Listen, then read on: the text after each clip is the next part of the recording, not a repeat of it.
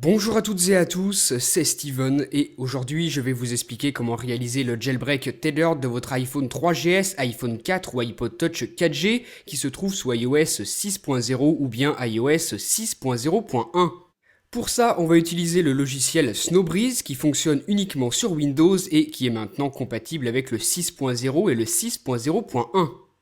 Comme d'habitude, dans la description de ma vidéo, vous retrouvez des liens de téléchargement pour le logiciel. Donc vous le téléchargez, vous le mettez sur votre ordinateur et ensuite vous faites un clic droit dessus. Vous allez aller dans Propriétés et vous vous assurez que vous avez bien coché la compatibilité en tant que Service Pack 3 pour Windows XP, c'est très important de le faire. Et ensuite vous l'exécutez en tant qu'administrateur. Snowbreeze va donc s'ouvrir, voilà à quoi ça ressemble, voilà comment se présente ce logiciel. Vous cliquez sur OK et là on arrive sur la page principale, on retrouve toutes les compatibilités, on voit que ça marche en 6.0 et 6.0.1 donc pas de souci. Mais par contre on nous précise bien qu'il s'agit d'un jailbreak de type tethered, ce qui signifie que vous aurez besoin de votre ordinateur pour redémarrer votre iPhone ou iPod Touch. Voilà donc pour les petites infos, on passe à la suite en cliquant maintenant sur la flèche. Là, sur cette nouvelle vue, on nous dit qu'il faut sélectionner le firmware correspondant à notre appareil. Si vous ne l'avez pas sur l'ordinateur, pas de problème, vous pouvez le télécharger en vous rendant dans cette section. Vous sélectionnez votre appareil et ensuite vous sélectionnez le firmware qui correspond, soit iOS 6.0, soit le 6.0.1 et ensuite vous cliquez sur Download. Si vous l'avez déjà, vous cliquez directement ici, comme moi, et vous le sélectionnez. Snowbreeze vous indique qu'il a reconnu le firmware et que ça fonctionne, on peut passer à la suite. On arrive sur ce menu avec trois sections, iFace Mode, Simple Mode et Expert Mode. Moi vous pouvez voir que je n'ai que trois menus, mais si vous avez un iPhone 4 ou un iPhone 3GS, vous aurez ce quatrième menu, Baseband Preservation Mode. Donc comme son nom l'indique, si vous souhaitez jailbreaker et conserver votre baseband pour ensuite faire un decimlock et garder donc un baseband compatible, eh bien cliquez vous sur cette section pour réaliser ce jailbreak et cette conservation du baseband.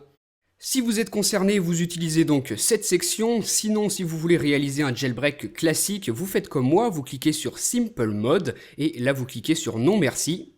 Ensuite on passe sur cette vue.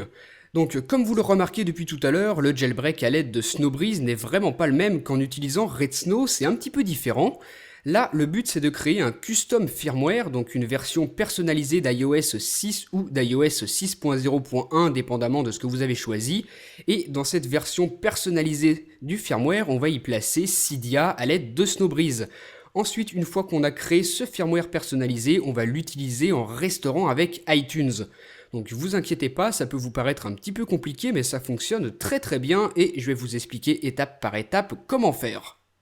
C'est bientôt terminé et vous pouvez d'ailleurs voir du mouvement sur mon bureau. Enfin, quand Snowbreeze vous affiche cette fenêtre, on en a terminé avec la première partie, le custom firmware est créé et on peut d'ailleurs le remarquer sur le bureau.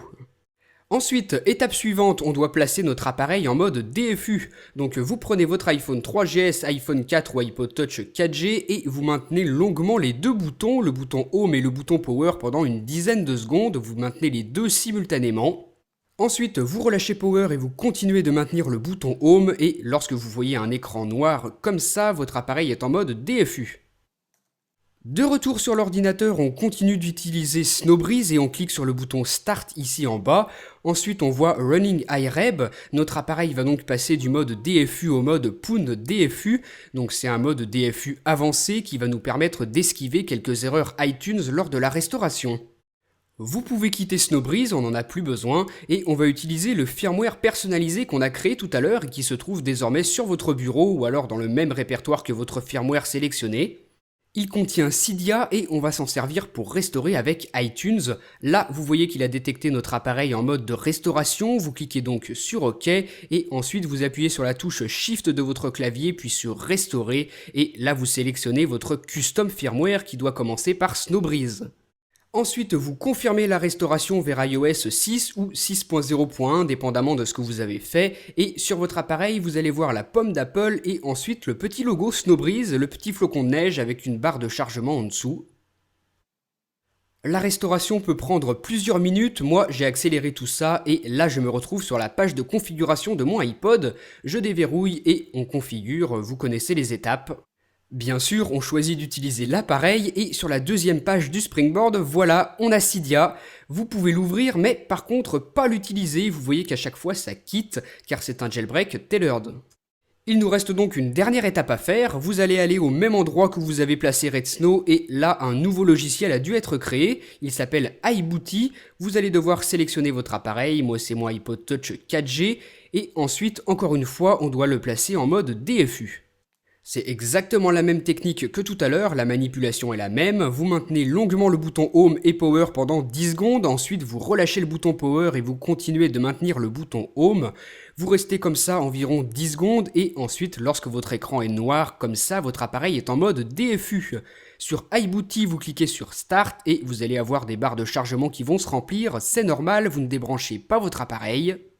C'est la toute dernière étape de ce jailbreak et quand iBooty vous affiche Done, et bien là c'est totalement terminé, vous pouvez le quitter, on a fini, maintenant tout se passe sur notre appareil. Vous pouvez le déverrouiller, vous vous rendez sur la deuxième page du Springboard, vous ouvrez Cydia et cette fois-ci ça ne quitte pas, vous voyez que ça marche.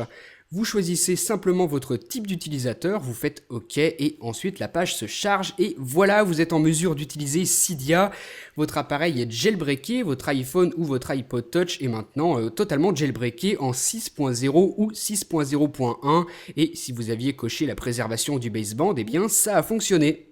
Voilà donc pour ce tutoriel, j'espère qu'il vous aura aidé. N'oubliez pas qu'il s'agit d'un jailbreak de type tailored. Merci d'avoir regardé cette vidéo et à très bientôt pour une prochaine. Salut! Si vous avez aimé cette vidéo, vous pouvez rejoindre ma page Facebook et me suivre sur Twitter. Vous pouvez aussi regarder ma dernière vidéo en cliquant sur la vignette. N'oubliez pas de visiter iPhoneaddict.fr et de vous abonner à ma chaîne YouTube pour recevoir toutes mes prochaines vidéos.